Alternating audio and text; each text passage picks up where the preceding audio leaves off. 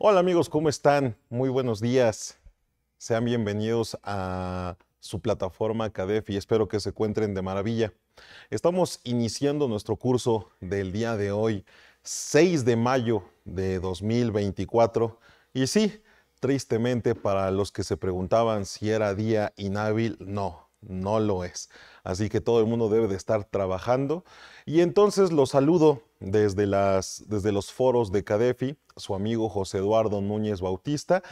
Y el tema que vamos a tratar el día de hoy es un tema, desde mi punto de vista, tendiente a desaparecer, pero no significa que desaparezca de inmediato, pero sí es tendiente por las nuevas tecnologías, por la velocidad en la que la información hoy en día se maneja en medios electrónicos, por la aplicación de inteligencia artificial, por los algoritmos que implementa la autoridad.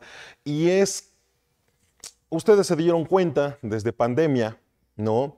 Si no es que desde hace muchos años también, es que hoy la máquina fiscalizadora del SAT va siempre tendiente a utilizar los medios electrónicos como pueden ser, por ejemplo, el buzón tributario, correo electrónico y demás. Sin embargo, no por eso significa que este tema no sea importante. De lo contrario, creo que hoy la autoridad fiscal está utilizando otras maneras de fiscalización que para la autoridad representan costos menores, pero que afortunadamente, y digo y quiero decirlo en el contexto correcto, que afortunadamente para los contribuyentes les resta o les quita consecuencias o las hace menores aquellas consecuencias fiscales. ¿Por qué? Porque hoy en día tenemos procedimientos como las famosas vigilancias profundas, ¿no? Tenemos procedimientos con estas invitaciones, exhortos y demás, las cuales, como bien sabemos, pues no tienen repercusión o consecuencia fiscal. Sin embargo, es muy idóneo para la autoridad porque no tiene la necesidad de fundar y motivar, veremos ese concepto, fundar y motivar, y por lo tanto para la autoridad es una manera de obtener recursos muy rápida. ¿Por qué?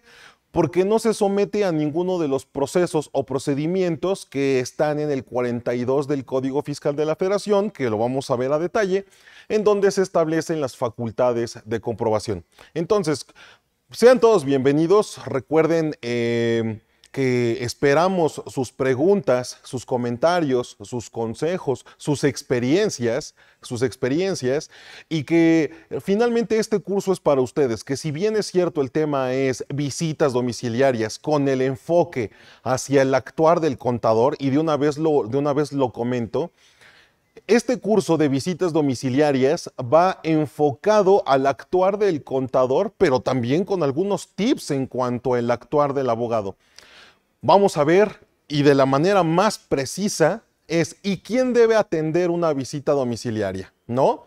Por ahí muchos colegas contadores establecen que tienen la capacidad de atender visitas domiciliarias. No porque yo sea contador voy a tener que aceptar algo que no es cierto. Yo creo que se tiene esta mancuerna entre el contador y abogado y que puede funcionar al 100%. Esto significa que el contador por sí solo no puede atender una visita domiciliaria, pero también significa para mis colegas abogados que también una visita domiciliaria no puede atenderse única y exclusivamente con el área legal. De verdad que no es posible y lo vamos a ver por qué.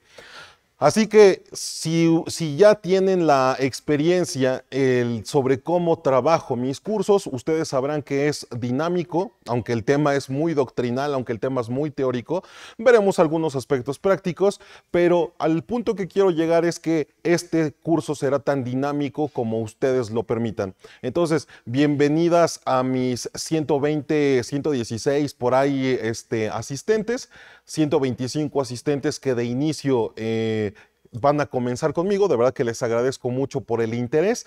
Entonces yo les comento, pueden hacer preguntas de todo tipo, de todo tipo. Finalmente, si el tiempo lo permite, todas serán contestadas. Recuerden que soy contador público, soy licenciado en Derecho, especialista en fiscal corporativo y maestro en impuestos.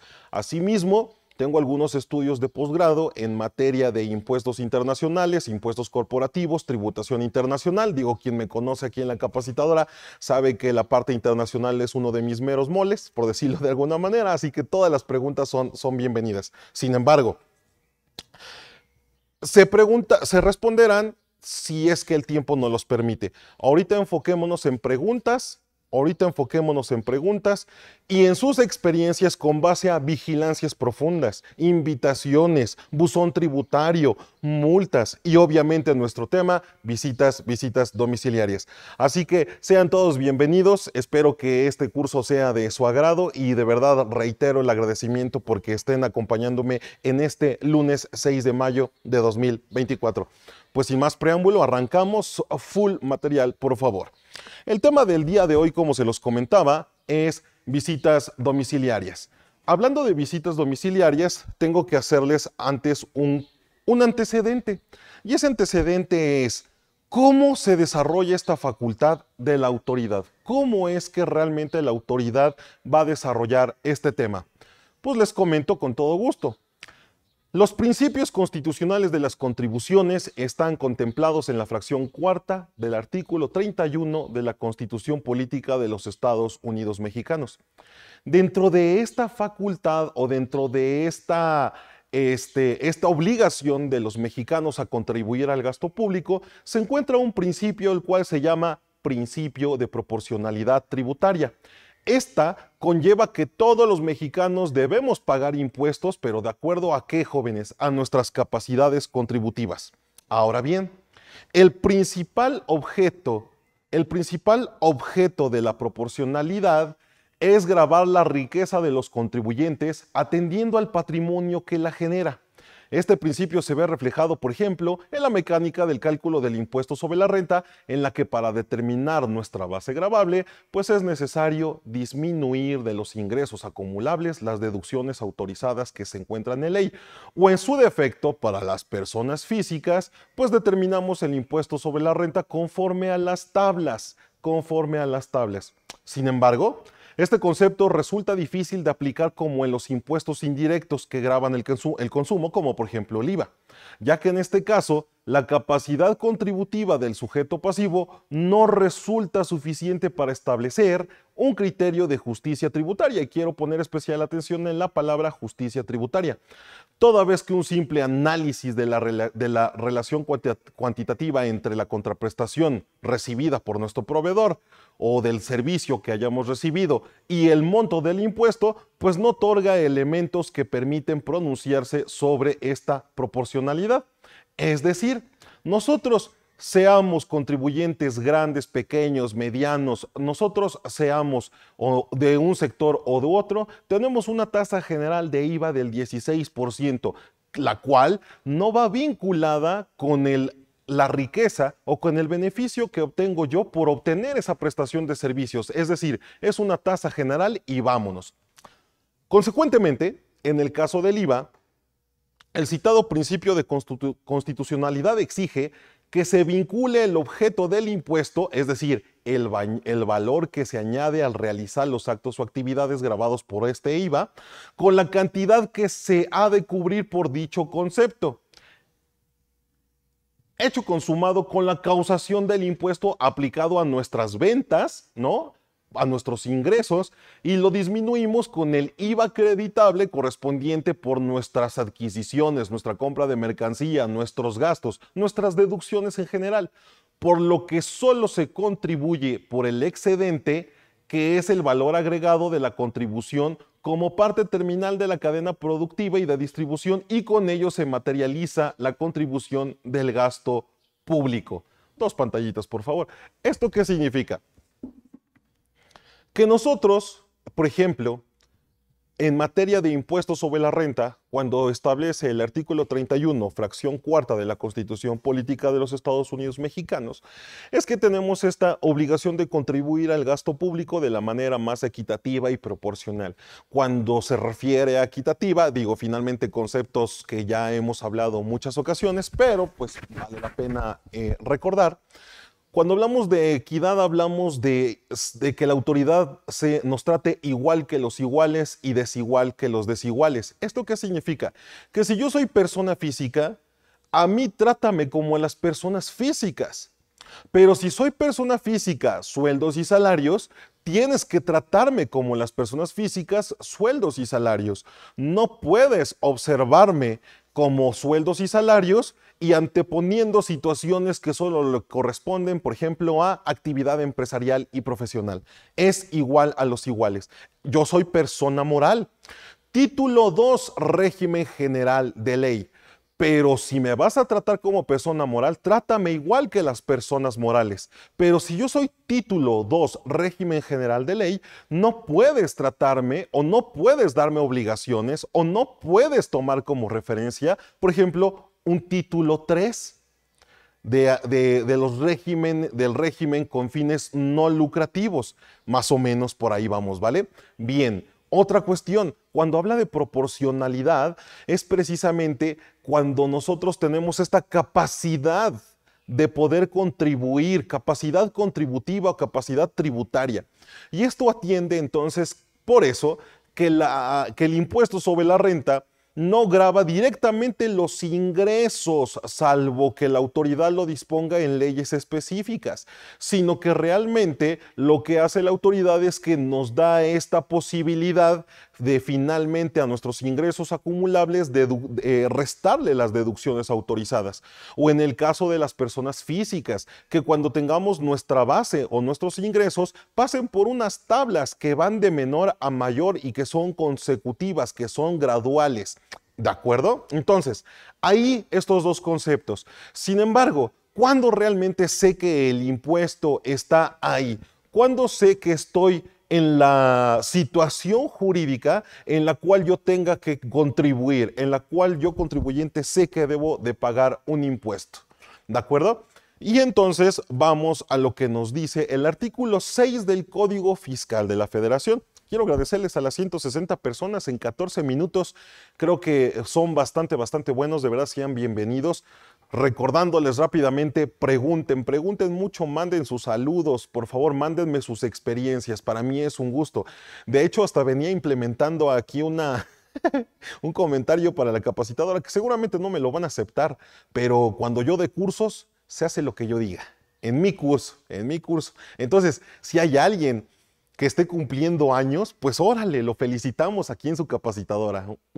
Feliz cumpleaños a tal persona que cumple tantos años de parte de tal persona, ¿sale? Órale, para que esto sea divertido. Y a propósito de todo esto, quiero felicitar por su cumpleaños a una colaboradora mía, a una contadora que trabaja en la firma, que se llama Judith Matías Pérez. Muchísimas felicidades, Judith. Agradezco el que hayas tomado la decisión en algún momento de querer colaborar en nuestra firma. Agradezco todo tu apoyo, agradezco todo tu esfuerzo, que sigas cumpliendo muchos años más. Y sí, sé que estás en la oficina, entonces que lo celebres bien con tus compañeros de trabajo, con tus seres queridos y con todos tus familiares en buena hora. Continuamos y discúlpame por el comercial, pero no quería pasar desapercibido este temita. Entonces, full pantalla, por favor. Bien. Este artículo 6 del Código Fiscal de la Federación, que me habla precisamente de la autodeterminación, dice que este procedimiento para determinar la capacidad contributiva de los causantes es un punto donde la autoridad pone la mira, toda vez que el párrafo tercero del 6 del Código Fiscal de la Federación prevé que corresponde a los contribuyentes la determinación de las contribuciones a su cargo, salvo disposición expresa en contrario. Si las autoridades fiscales deben hacer la determinación, los contribuyentes proporcionarán la información necesaria dentro de los 15 días siguientes a la causación. ¿Sale? Ahora, dos pantallitas, por favor. ¿Qué quiero hacer mención con esto? Este artículo 6 establece que las contribuciones se autodeterminan. Entonces, vamos poniendo de una vez contadores, porque este curso, si bien mis colegas abogados pueden aprender mucho y mucha carnita de esto por una simple y sencilla razón, porque también tiene aspectos contables y fiscales y que son imprescindibles en una visita domiciliaria, porque A eso va la autoridad, a que le demos nuestra contabilidad. La verdad es que este curso va enfocado a ti, mi querido colega contador, que en este mes de mayo celebraremos nuestro día en grande. Así que, colega contador, déjame decirte algo. Yo les hablé en mi curso pasado, y ojalá puedan verlo, apúntenlo, es Código Fiscal de la Federación y su aplicación por contadores públicos. Hay varios de este tema, porque a mí me apasiona, además de que a nivel negocio me ha generado una posibilidad de crecer como firma. Pero bueno, yo les comentaba que de algunos años hacia acá, nos hemos convertido en, discúlpeme la expresión, acataleyes, sin preguntarnos si realmente esto que se me está estableciendo es justo. Es que eso solo le corresponde a los abogados. No es cierto, eres ciudadano, no importa si eres contador, no importa si eres abogado. Si algo es injusto, tú debes de levantar la mano. Puede ser el contribuyente, puede ser el contador, puede ser el administrador, puede ser quien tú quieras, pero tú debes de levantar la mano y decir, hey, no estoy de acuerdo, tienes ese derecho de audiencia, ese derecho a que la autoridad también te escuche, que te atienda, ¿de acuerdo? Y lo comento por lo siguiente, porque la autoridad dio en el clavo. La autoridad dio en el clavo en el momento en que ya no hace facultades de comprobación como las que vamos a ver aquí así. Ya no da facultades de comprobación o son las menos, toda vez que la autoridad le dio en el clavo al temor del contribuyente, al temor del contador, y desafortunadamente, y lo voy a decir, espero no se me ofendan, yo me incluyo, al desconocimiento y a la ignorancia del contribuyente en general. Al desconocimiento y a la ignorancia del contribuyente en general. Si este artículo 6 me está diciendo que es obligación de los contribuyentes determinar sus propios impuestos, ¿por qué cuando la autoridad fiscal nos llega con una vigilancia profunda o nos llega con un documento del Seguro Social o nos llega con un documento de impuestos sobre nóminas en la que establece cuál es la base y cuál es el impuesto y todavía te mandan tu línea de captura? ¿Y qué es lo que hace el contador? ¿Qué es lo que hace el contribuyente? Dios mío, nos asustamos y decimos, híjole, es que sí proceden. Es que sí proceden. Entonces, ahí toman decisiones complicadas para poder pagar este impuesto. Y no digo que esté mal, no me malinterpreten. Lo que estoy diciendo es, ¿pero realmente es justo que venga una carta de invitación de Secretaría de Finanzas en la que me diga que por 2018 debo una cantidad de impuesto y todavía me pone la base considerando los datos que tiene el Seguro Social, todavía me da el impuesto a cargo y todavía me manda la línea de captura? ¿En verdad es correcto eso? Si el propio 6 me está estableciendo que es autodeterminación, entonces cuando viene la autoridad y dice esto es lo que debes, no. Para que tú me digas que en verdad es lo que debo, debes de ejercer una facultad.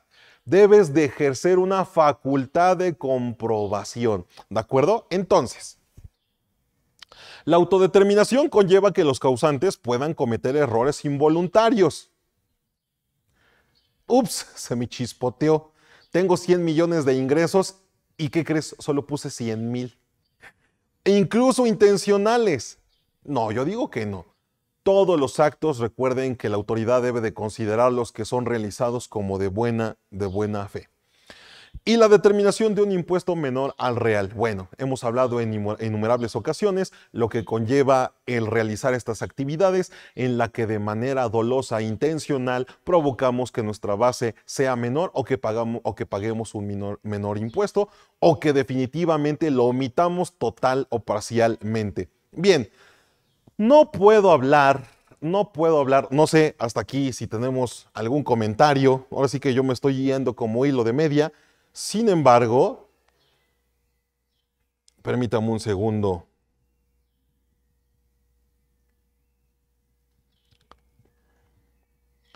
Permítame un segundo, vamos a ver las preguntas. Órale. Todavía no empezaba el curso y ya tenía preguntas, lo cual me da mucho gusto. Antes de que iniciemos con la carnita, déjame leer un par de preguntas. Ay, Dios mío, no es un par de preguntas. Son como 4 o 5, pero vienen fuertes. Fíjense bien. Nos comenta, déjenme paso mi cafecito, espero no cometer alguna tontería y les ofrezco una disculpa. Bien. Nos dice, buenos días, tengo la siguiente pregunta. Llegó a mi buzón tributario un aviso de aclaración, esto me encanta, aviso de aclaración por parte del SAT. En este mes cuestiona el ISR retenido de mayo 2021, donde dice la autoridad que no tiene CFDI en el mes de mayo donde se muestran las retenciones. Acto seguido contesté a la autoridad que el CFDI que ampara las retenciones señaladas sí está hecho, pero con fecha de junio. Estas retenciones están contempladas en el pago provisional de mayo, por lo anterior considera que debo corregir y presentar las retenciones. Saludos y gracias. Mi querido estimado Ángel, te voy a contestar rápido. Finalmente, bueno, no me refiero a rápido, me refiero a que es muy concisa la respuesta. Primero que uno, y lo que les acabo de mencionar, es una invitación. Es una invitación a que aclares tu situación fiscal. Nunca voy a recomendar que no lo aclaren, ¿eh? Nunca voy a recomendar que no lo atiendan de una vez y que se quede así grabado. Siempre será recomendable, o al menos desde la perspectiva de su servidor, atender las diferencias, errores que la autoridad pudo detectar. Siempre debemos aclararlas.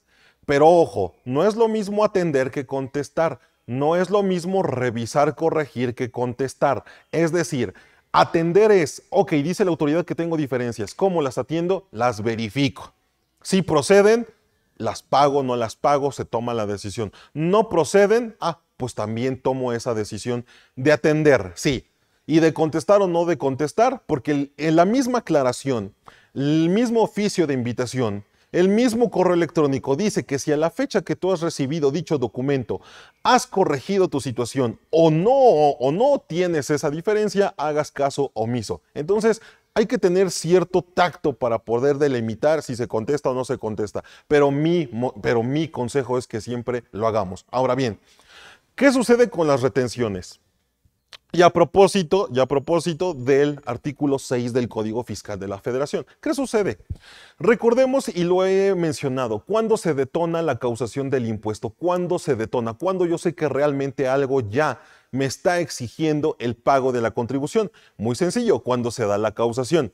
¿Cuándo se da la causación? Cuando convergen de una manera hermosa, de una manera excepcional, como en el Día de los Enamorados, 14 de febrero, cuando se juntan, cuando se miran bonito y cuando se toman de la mano, el hecho imponible con el hecho generador. El hecho imponible es el tributo, el hecho imponible es el impuesto sobre la renta, el impuesto al valor agregado, el IEPS, el hecho imponible. El hecho generador es realizar el acto, realizar la actividad, es realizar la acción que me lleve a que al momento de realizarla sea sujeto del impuesto y por ende necesitamos que los dos converjan entre sí. Cuando tenemos esta relación hermosa entre el hecho imponible y el hecho generador, es como se da la causación y se tiene un plazo para poder pagar la contribución. Y tú me dirás, ¿qué chorero es este canijo? Tiene mucho que ver porque ahí te va. Se me fue el nombre, Ángel. Que si tú hoy estás pagando una retención en el mes de mayo, porque ya pagaste el producto, porque ya pagaste el servicio, porque ya pagaste la nómina y shalala y lo que tú quieras, ya se dio la acción. Perfecto, ya se dio la acción. Oye, y para esa acción hay un impuesto que grave dicho acto o dicha acción, sí la hay, el impuesto sobre la renta. Perfecto. Entonces, ahora vamos al plazo. ¿Y cuándo tenemos para pagar dicha retención? Al mes siguiente, a más tardar el día 17. Pero fíjate bien, ¿qué significa esto? Que todo tiene que llevar un orden, Ángel. que si el servicio se dio en mayo, uno, se debió haber pagado en mayo y se tuvo que haber hecho el CFDI en mayo, cosa que no sucede. Y que ahí vamos a proponer siempre un compliance, un gobierno corporativo, un oficial de cumplimiento, un control interno en general, un control interno. ¿Por qué? Porque en el momento en que yo recibo el servicio, en ese momento debe de estar timbrado el CFDI, en ese momento debe de realizarse el pago para que sea más tardar el 17 de junio, a más tardar el 17 de junio, pues estemos pagando nuestra contribución. Sin embargo, ¿qué crees? Que pues no es así. ¿Qué es lo que pasa? Recibimos el servicio en mayo, ¿sale? Se pagó en mayo, pero el CFDI viene en junio. Pagamos entonces el CFDI en junio. Fíjate por eso los errores en que caemos nosotros contribuyentes por no tener una buena administración o control de este tipo. El servicio se presta en mayo. Se timbra en junio, se paga en junio y tú dices, pues entonces tengo la obligación de enterar el impuesto más tardar en julio. Y no es cierto, porque la causación no se da en junio. Porque le pagué a mi proveedor de servicio, le pagué y él me dio su servicio en el mes de mayo. Por lo tanto, el CFDI tuvo que haber quedado en el mes de mayo, o incluso, aunque hubiera estado timbrado en el mes de junio, el impuesto se causó en mayo y por ende se presenta más tardar el 17 de junio. ¿Qué es el error que cometemos? Pues que el servicio lo tomo en mayo, me lo dan en mayo, se timbra en junio, se paga en junio y se termina pagando el retenido hasta julio. Una acción que es a todas luces errónea. Entonces, no quiero decir y no quiero darle la razón a la autoridad porque no hay afectación al fisco, pero sí debes de tener un mejor control interno, establecer políticas internas en la cual tú establezcas que aquellos honorarios que se reciban debes de pedir el CFDI. Se pagan, se timbran y se da la causación, como te lo estoy estableciendo en el 6, para que tú a más tardar el día siguiente tengas la obligación de pagar el impuesto. Y recuerda que aun y cuando no haya CFDI, importante, jóvenes, a ver si no me estoy yendo muy rápido, aun y cuando no haya o posibilidad de tener el CFDI, nada te dice que necesites el CFDI para poder pagar las contribuciones, ¿eh? Si tú recibiste un servicio del cual se desprenda, según las leyes específicas o sus reglamentos, alguna retención y la pagaste a tu proveedor, aunque no te haya emitido CFDI, ya se da la causación y tú tienes que pagar el impuesto, aunque no tengas CFDI. Oye, y eso es triste. Y eso es triste. ¿Por qué es triste, jóvenes? Pues por una simple y sencilla razón. Porque al no tener el CFDI, pues no tenemos uno de los elementos de deducción que establece el 27 de la Ley del Impuesto sobre la Renta. Y en este orden de ideas, no sería deducible. En la retención en su momento no podría ser acreditable, ¿de acuerdo? Pero aún así, ¿tú tienes la obligación de pagar el impuesto? Sí, aunque no haya CFDI y aunque no le puedas dar efectos fiscales. Se dio la causación, tú debes el impuesto retenido. 2. Si lo pagas a destiempo o fuera de los plazos establecidos, pagas actualizaciones y recargos. Sí, pierdes la deducibilidad, pierdes la posibilidad de en su momento poder acreditar ese impuesto retenido. Ya son 4 factores. ¿Y qué te digo del artículo 108 y 109 del Código Fiscal de la Federación que lo establece como defraudación fiscal o su equiparable? ¿Y qué te digo del 108 en donde establece que este delito de defraudación fiscal se puede seguir simultáneamente con el de lavado de dinero, 400 bis del Código Penal Federal? Ya son 6. ¿Y qué te digo? Que también está establecido en una de las causales del 17H bis, por lo tanto te pueden restringir tu certificado de sellos digital. Vean tantos efectos por no hacer bien las cosas, por no tener control. Espero que te haya quedado o espero que haya apoyado o servido mi respuesta, mi estimado Ángel. Nos dice Dani: maestro, un gusto saludarlo. Soy Dani. Quisiera saber si me puede orientar con el siguiente tema. Me llegó un comunicado, con diferencias de ISR del año 2019-20 para mi persona moral. Dice la autoridad que no enteré todo el ingreso que facturé durante cada ejercicio. Revisando la información, en efecto, no están declarados Facturas de ingresos PPD que cobró hasta el siguiente ejercicio. Facturas de ingresos con desglose y en la misma factura, y tengo facturas duplicadas. Cabe mencionar que presenté las declaraciones